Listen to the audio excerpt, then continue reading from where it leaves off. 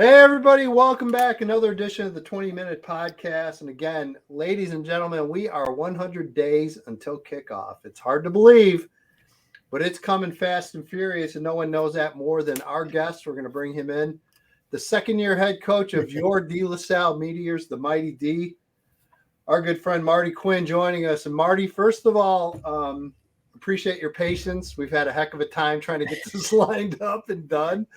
But so far, so good. And haven't seen you in a while. Last time I saw you, you were still roaming the world as a college assistant, and a lot has changed since then. But welcome back home, and welcome to the Catholic League once again, and welcome to high school football. Yeah, thank you so much, Edgy. Appreciate you, man, and all that you do for our game and for the state of Illinois. All the coverages and all these families and schools and programs really owe you a debt of gratitude because people like yourself getting good publicity out there for our game and for our great state of Illinois. So appreciate you and love being back. Always my pleasure, and great to have you back. And as we mentioned, you've been around. I love saying that, but you really have. I mean, you've been a college assistant, you've been a head coach, you came back to the high school level, you've been at different schools, you've been all over the country working. Yet you found your way back on the south side of Chicago. I know family's important. I know it is to you as well. I can imagine that's just one of probably several reasons what brought you back home. Yeah, absolutely. Being able to, see friends and family has definitely been a huge blessing for us, and something that was tough, especially when that outbreak of COVID started, and here I am all the way on the West Coast, and finding it hard to get back and to see family and all that good stuff. So definitely jumped at the opportunity to get back, and just blessed to be here at DeLaSalle.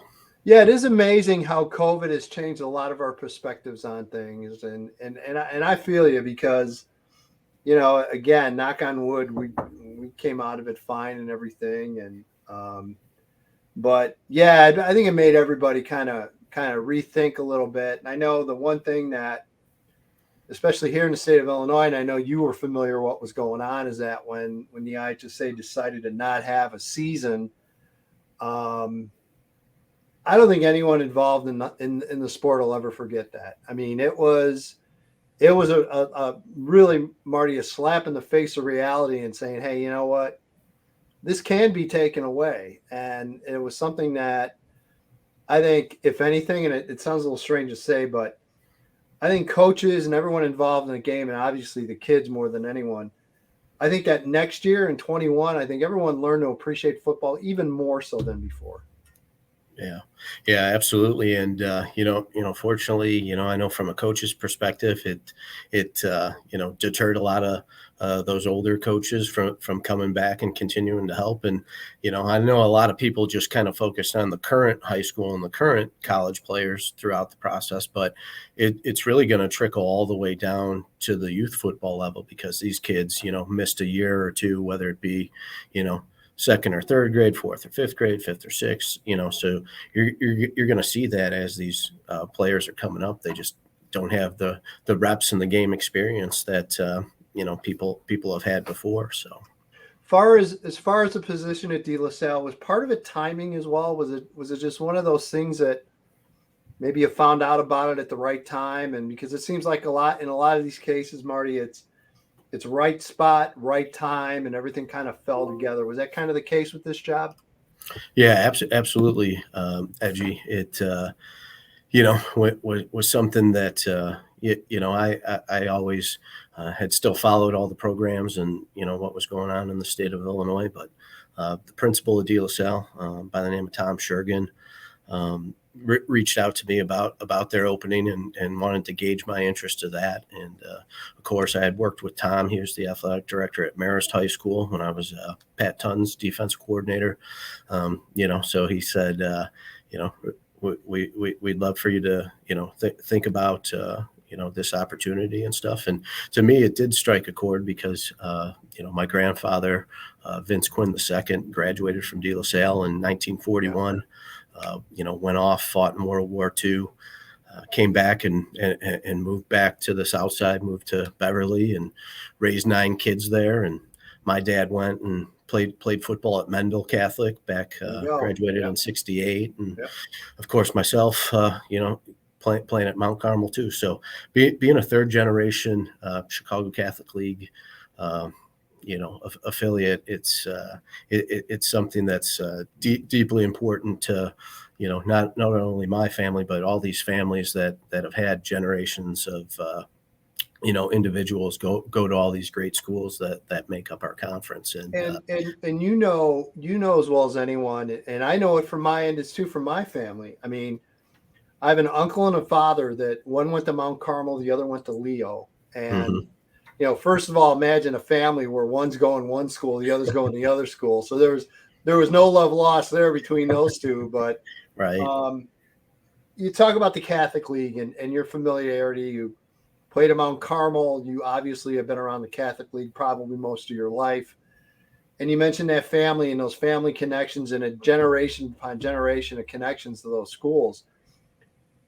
It truly makes, and people ask me all the time, well, what is it about the Catholic League? Yeah, we know the football's good and everything, but Marty, to me, that's the missing key that I think people miss a lot is just how strong those family connections are. And I know it's the same way with DeLaSalle too. I know several die-in-the-wool, die-hard DeLaSalle Meteor fans that no matter what, they're behind their school. And to me, Marty, that's what makes the Catholic League special. Yeah, absolutely. It, on the far south side, it really starts on the grammar school end of things, being from Most Holy Redeemer myself, and, my dad and mother both went to St. Barnabas. So those parishes are huge feeders into those schools. And, it's really all the things that go into, Catholic education. There's a reason that we have crosses on our buildings. Faith is a huge piece for myself, as well as a lot of people that work and coach and teach in these schools as well. But it's really the well-rounding of a whole person that, definitely impacted me during my time and brought me back to coaching and teaching. And the competitive edge in you, I'm getting up there now, but when you coach some of these guys, you see Matt Battaglia and Jordan Lynch winning state championships, and you coach those guys, the competitor, and you said, hey man, if I ever had the opportunity to get in there, I got nothing but love and respect for the rest of the coaches in the league.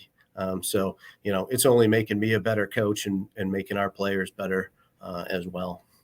I think one of the big appeals to the job at DeLaSalle when it was up and then you took the program over was just, and I used the word before, a renaissance at DeLaSalle. I mean, the amount of money and the facility upgrades that they have done.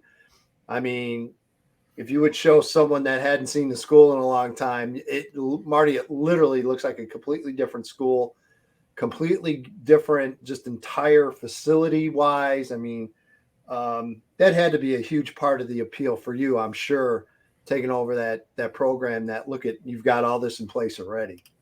Yeah, absolutely. And I could remember being in 4th grade, Edgy, wrestling some IKWF, and DeLaSalle used to host it. And back in the day, it was in the old gym, which is now the cafeteria here.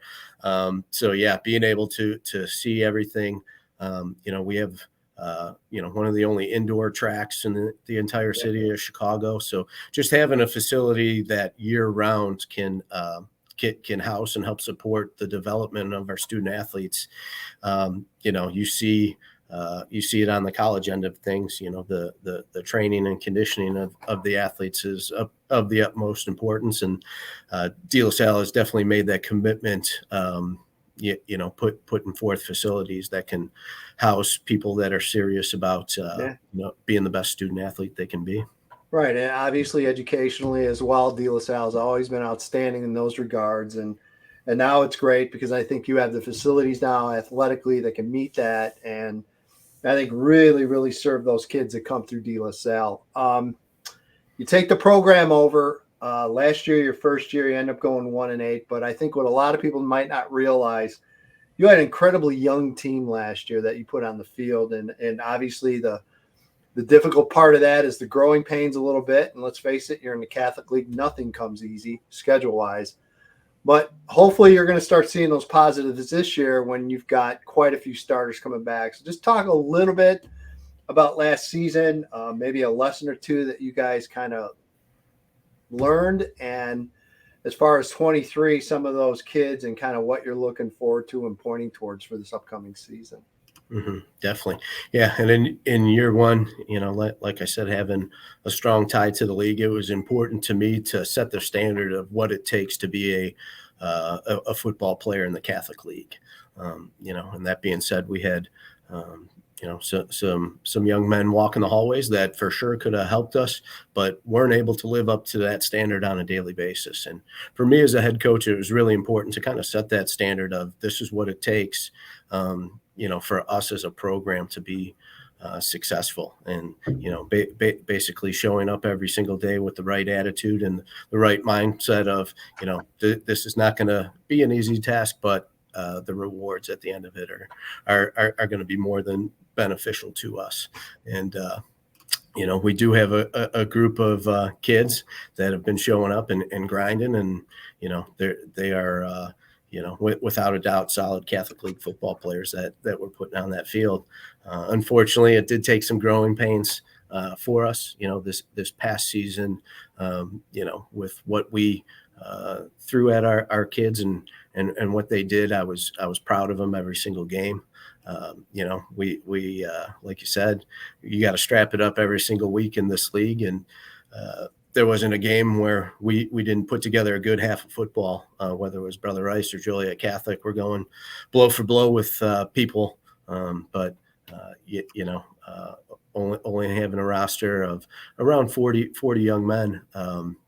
We got to work on finishing that second half a little better with what we have. But super proud of these kids and what it's taken, and some of these other schools that I've been at, it's been a faster turnaround, but we still got some building to do here with all the things from how we meet, how we train, and how we go out there and execute plays. But you got to have a staff, obviously, to do that, and you're able to put your coaching staff together last year. And what I love to see, and again, it's a tribute to the guy that he is and the person he is and his dedication to that school.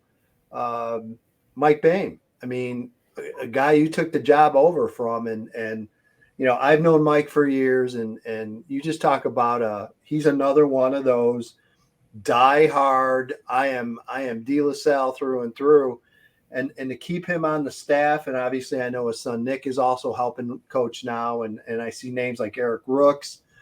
I mean, Marty, that's exactly what you want. I think is a new coach and a coaching staff coming in, guys that know the building, know the program, yet some younger guys like an Eric Rooks and Nick Boehm that have been there. They've had success at DeLaSalle. And talk about your staff a little bit and some of the benefits of having that kind of mix between more experience and some younger guys as well.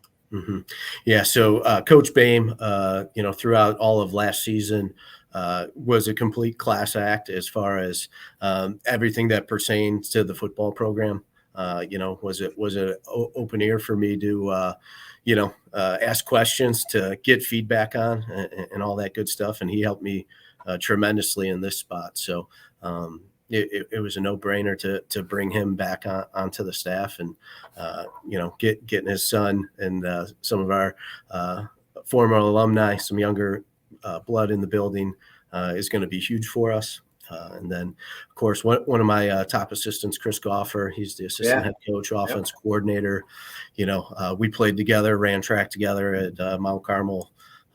He played at Youngstown State and was coaching back over there. And he does a tremendous job. He's our head track coach as well. And he actually trains some NFL players in the off season. So from a skill development standpoint, I think I got the best guy in the state doing that.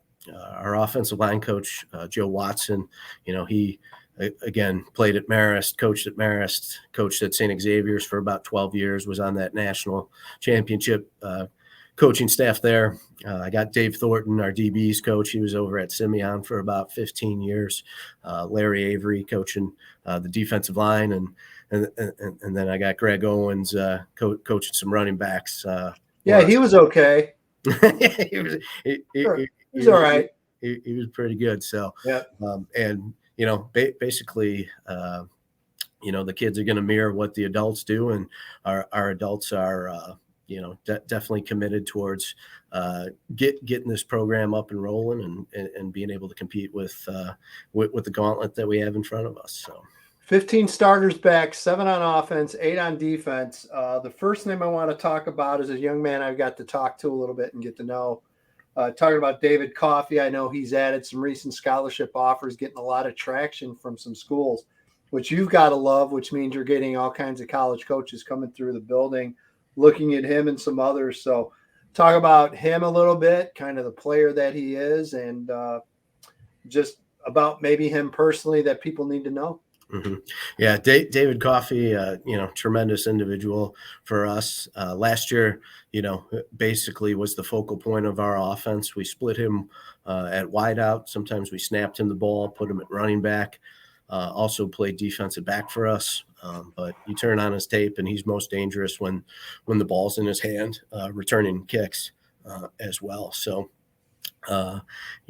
also running track, made it downstate for the 100 last year. We'll see. They got sectionals tomorrow. But, there was 2 main challenges this offseason for David if he wanted to advance his game. And number one was the weight room piece of it. The college coaches, they want to see you filling out your clothes and, having them big muscles. So he made that commitment and busted his butt for 3 months and made those gains that he needed to. And the other part now as a coach, once we start transitioning out here on the field, but he's even started doing it in the weight room, is challenging him to lead, his teammates. Because by nature he's a quiet individual, but now he's taken on that leadership role, and all these other guys that have been putting in the time and the commitment level of him, they're looking for that interest as well from these college coaches as well. So it's really kind of helping a lot of our younger guys see that, if they trust the process and improve what they need to improve, that you're going to get noticed Friday night in the Chicago Catholic League. You mentioned younger guys, and I know I knowing you're going to want to name every younger guy in the program. So I will ask you a specific name or two. Then you can tell your parents you can blame me for not asking about their kids. But let's talk a little bit about Miles Green, who's a 2025. I know I keep hearing more and more about him. Talk about him just a little bit, what he has to offer, and maybe what his upside is over the next year. Yeah, so Miles is 2025. He started at free safety for us this past season. Had 7 interceptions. So led the league in interceptions, was an all-conference performer, also played some offense for us as well. And right now he's running some track and field. He does a variety of different events. I know Coach was just talking about him in the 300 hurdles, how he's kind of getting in the groove on that. But another tremendous young man that, loves the game of football, loves being a meteor, and every single day he's in here putting in a whole bunch of work. So he's definitely somebody that we're anticipating a big year out of this upcoming year. And speaking about recruiting, and this is something obviously you have a very good handle and knowledge of, and we talk about COVID and the impact of that, the impact of the extra COVID year, the impact of the transfer portal. How do you handle recruiting with your parents and your kids, Marty? Do you sit down and you talk to them, and what do you tell those parents, especially senior parents, the 2023s that have just gone through it and are getting ready to graduate? In your case, it might have already graduated. Mm-hmm. I mean, as well as I know, it's never been harder. I mean, there are less and less offers and less money offers out there to play football. How do you handle as a head coach, and how do you approach it, and how do you pass it along to your parents and your kids? Mhm. Well, I think it is just continuing to have active communication with it because, right, on a day-to-day basis, it can vary for individuals. But being able to gauge the level of competition that a young man should be able to step in and be successful, I think is important. So just having that discussion before the college coaches kind of start coming in of, this is kind of where I see you. Yeah. Of course, a young man's going to want to do the best that they possibly can. But, letting them know kind of where they are at in the process, because, we have had coaches from all the different levels in, and being able to get feedback from them of what they like about players and why they might, look in a different direction. And it, for me, it has been, kind of a blessing in regards to, when I was in South Florida recruiting. I had Miami and Fort Lauderdale. You've seen everything. I saw Joey Bosa and Delvin Yeah. Cook, and on the West Coast, being in the Trinity League out there, coaching against Bryce Young. I probably coached, 15 kids that are playing Pac-12 football right now. So just being able to relate, like, everybody wants to be a 5-star, but I've actually coached a 5-star and seen that recruiting process. And, but just keeping everybody open to the fact that there is a level for everybody in this game. And, I think part of our job as coaches and everybody that has a stake in the game of football is, it's on us to continue to grow this game. And like you said, we're in a little cog now with, the transferring and all that good stuff. But, you'd like to think eventually that they're going to get it figured out, and it's going to be a path for high school kids to, get back to having a fair shot against some of these kids that stay in college for 7-8 years. Yeah, and what kids and parents I don't think realize these days, Marty, is that 21-year-old guy, that's who you're competing with now for a scholarship offer with the portal. And it's completely changed the game. And then one other thing you mentioned I think is so important and so true. Well, first of all, you don't know what you're talking about, right? Because right. You have no idea what you're talking about. Right. So that's number one. But number two is there's a level, there's a place for everyone. And it's so true. And you being, and I know you're a head coach, I believe at the D3 level, will kids and parents finally start treating those levels the way they do every other level? I got to imagine that'd be one of the most frustrating parts of being a head coach at that level, trying to get kids' attention and say, look, we've got a lot of things that we offer here. Give us a shot. That's got to be the most challenging thing being a coach at that level. Yeah, 100%. It was definitely a challenge. And, being in South Florida, when I was at Ave Maria, obviously trying to target kids that, can perform at that certain level. And we had about 3 kids that came in as freshmen and played tremendously, would have been All-Americans by the end of the process, but they wanted to go to a bigger pond. And all 3 of those kids went to a bigger pond, and none of them even made the football team. So they essentially ended their playing careers, because they thought they were at a certain level. But, it's there's great communities out there. I went to Lake Forest College and had a great experience there. A couple of my teammates, Mike Fitzgerald over at York and Nick Hildreth at Willowbrook, they're killing it, man. They're doing great jobs over there. So, it takes a village in this game to build young men up, and there's plenty of good ones out there, at the Division III or NAI level in the state of Illinois. That is something I learned very early on in this, when you get to meet more and more coaches. And I mean, I can go through across the state and find, hey, there's a Milliken guy, there's an Illinois College guy, there's a Lake Forest guy, there's up and down the impact that guys like yourself had come through and wind up coaching and leading programs. It's unbelievable. And then finally, as far as recruiting, and I think this always has to come across as well as, and I think parents and kids don't realize how much coaches talk to each other. And, because I know you talk, a lot of people at a lot of different levels, and you interact and you're crossing paths with them all the time. when you're on the road. I think that gets lost as well. It's like, hey, you know what? I know guys like you that were at the D3 level that said, hey, boy, this kid's really good. And you've got friends that are maybe in an FCS or a D2, and you say, hey, you might want to go take a look at this kid. Marty, that happens so much. I think people just don't realize it. Oh yeah, absolutely. And that's part of the whole, transferring as well. You know, baggage for one coach is going to be baggage, oftentimes for the next coach. But it's not always bad. So sometimes it's truly trying to do your best to put your kids in position to be successful. And I guess you can tell a coach that's in it for himself, and you can tell a coach that's in it for the development of young players. So the coaches that are in it for the development of young people, they kind of stay together and try and help, whether it's a kid on my team, a kid that's in a different conference, different state.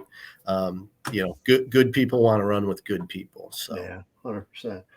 Marty, you're the best, man. I appreciate it. Nothing fell apart. Nothing blew up. So we got through this. And again, just great to see you again. I promise I will make my way down to the Mighty D. You know what? I'm a little secret for you. I spend way too much time in your neighborhood. More seasons than others, especially this one. But I still find my way down there. So. Heck yeah, Edgy. If you're ever at a Sox game, we'd love to have you over here. And again, appreciate everything that you do for this great game and for our great state. Well, I appreciate that, my friend. And like I said, I definitely will see you soon. So there he is, the one and only Marty Quinn at the Mighty D. Go DeLaSalle.